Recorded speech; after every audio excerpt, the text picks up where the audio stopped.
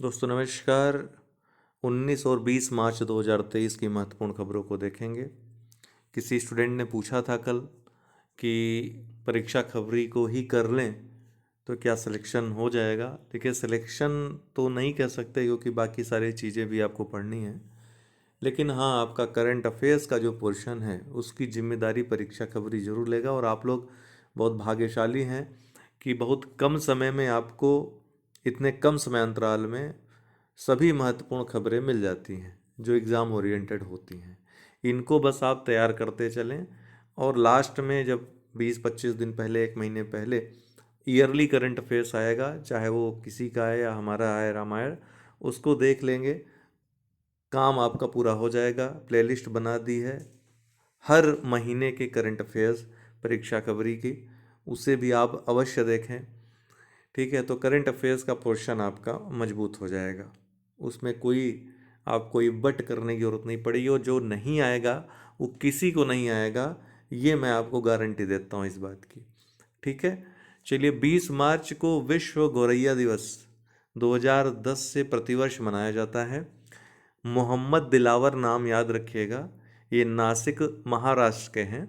इनके प्रयासों से ही 2010 से प्रतिवर्ष विश्व गौरैया दिवस मनाने की शुरुआत हुई।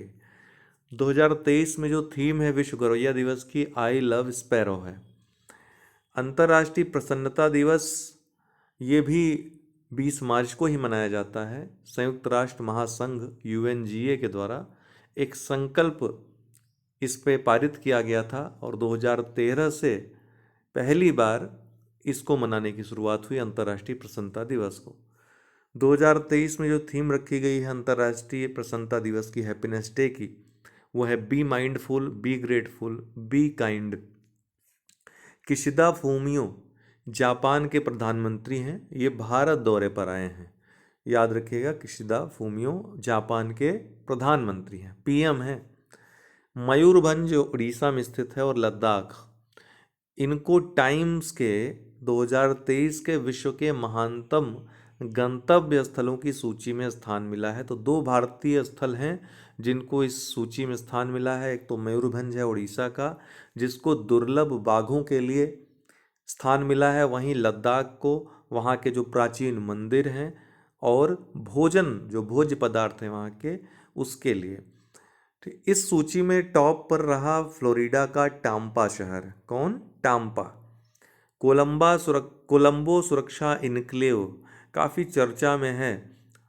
ये क्या है? तो भारत, श्रीलंका और मालदीव का त्रिपक्षीय एक ये संगठन, एक निकाय था।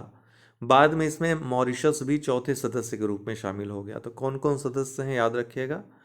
अभी हाल ही में टेबल टॉप अभ्यास आयोजित हुआ कोलंबो सुरक्षा इनक्लेव के देशों के मध्य। इनके भारतीय इनके जो तटरक्षक बल हैं उनका जो अभ्यास है, टेबल टॉप अभ्यास, भारतीय तटरक्षक क्षेत्र में आयोजित हुआ। बरदा वन्यजीव अभयारण्य, गुजरात सरकार द्वारा 40 शेरों को गिर अभयारण्य से बरदा वन्यजीव अभयारण्य स्थानांतरित करने की योजना बनाई गई है, इसलिए चर्चा में है। अभी पशुपालन व मत्स्य पालन मंत्रालय का वार्षिक प्रकाशन, जिसे बुनियादी पशुपालन सांख्यिकी 2022 कहते हैं, ये जारी हुआ है। प्रति व्यक्ति दुग्ध उपलब्धता में अगर देखें तो कितनी है? 444 ग्राम प्रतिदिन। इतना दूध भारत के प्रति व्यक्ति को मिल जाता है। शीर्ष दुग्ध उत्पादक, ये पहला राजस्थान, दूसरा देखिए उत्तर प्रदेश दूसरे स्थान चला गया है दुग्ध उत्पादन में, ये याद रखिएगा।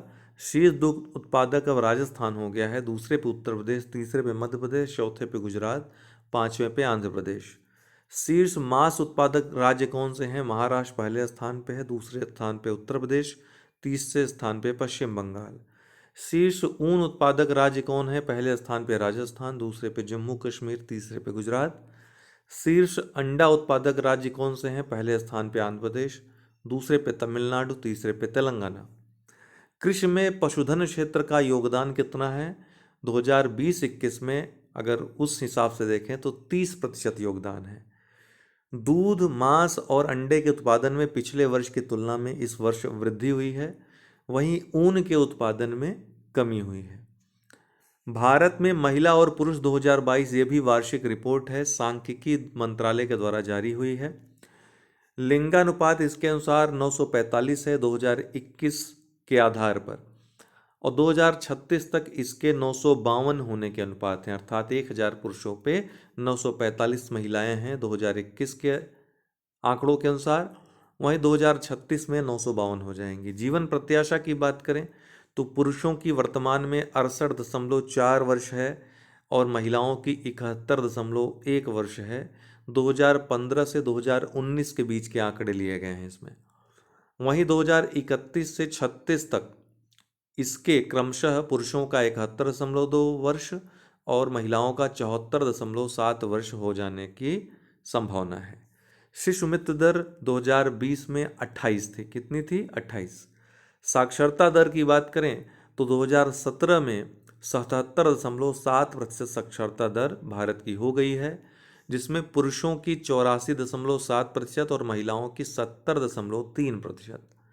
श्रम बल भागीदारी में बात करें तो भारत में श्रम बल भागीदारी 2021-22 के आंकड़ों के अनुसार 41.3% है, जिसमें पुरुषों की हिस्सेदारी 57.3% है और महिलाओं की 24.8% है।